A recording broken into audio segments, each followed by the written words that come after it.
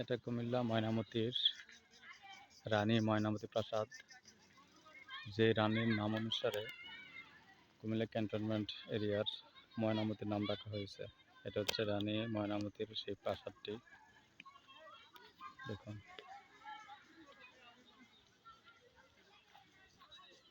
এটা হচ্ছে সেই দুর্গের চতুর্দিকের সেই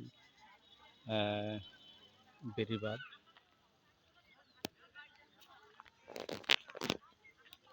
এটা প্রস্থে প্রায় 8 হাত বা 12 ফিটের মতন।